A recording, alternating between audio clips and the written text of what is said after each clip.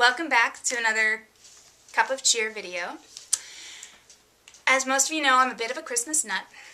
I love almost everything Christmas, within some reason, but mostly everything Christmas. And I love to find good news stories. And so it was much to my surprise when I was actually looking for Advent wreaths when I found this book. It's called 24 Christmas Stories to Welcome Jesus.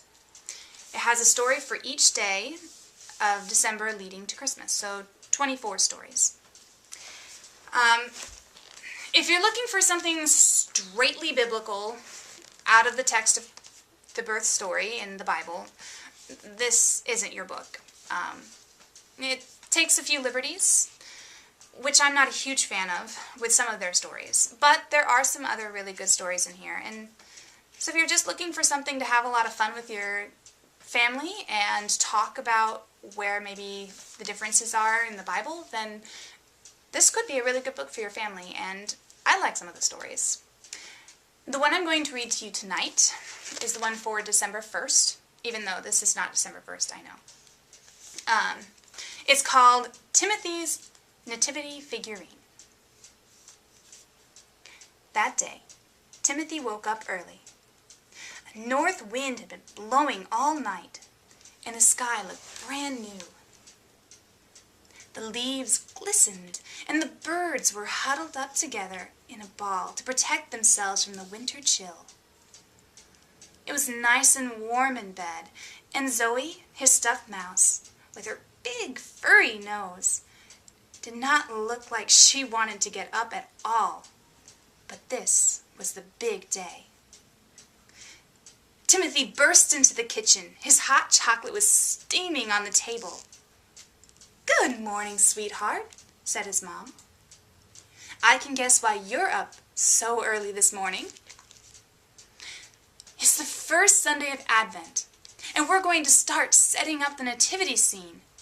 And this year, you can choose your own special figurine. That way it'll be as though you're at the manger yourself, waiting for the birth of Jesus." Timothy gulped down his breakfast.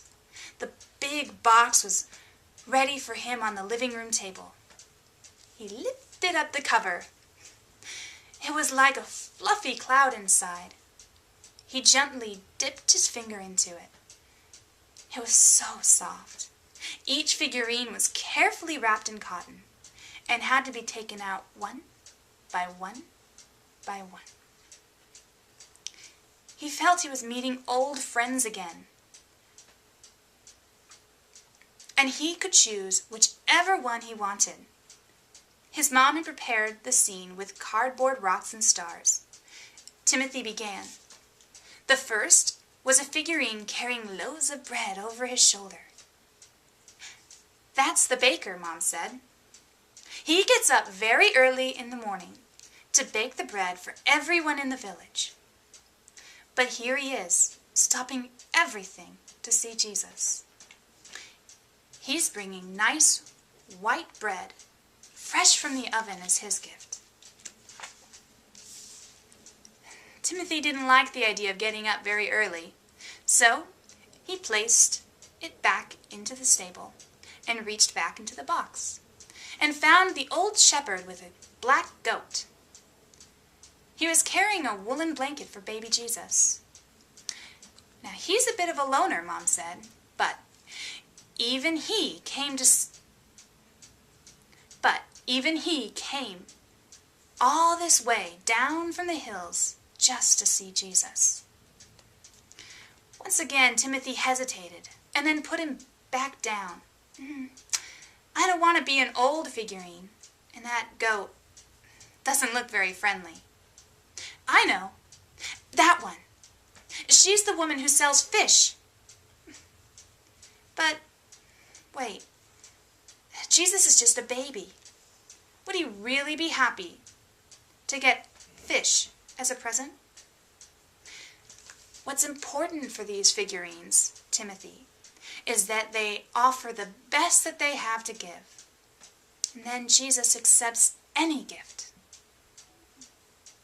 There were a lot of figurines around the manger now, but Timothy still had not found his special one. There was one last figurine in the bottom of the box. It was a tiny little lamb. It had big ears and looked very gentle. Do you think I could choose this lamb, Mom? I really like him, but he doesn't have any gift. That's not what matters most, his mom reassured him. The one who waits for Jesus with all of his heart until Christmas gives the most beautiful gift of all.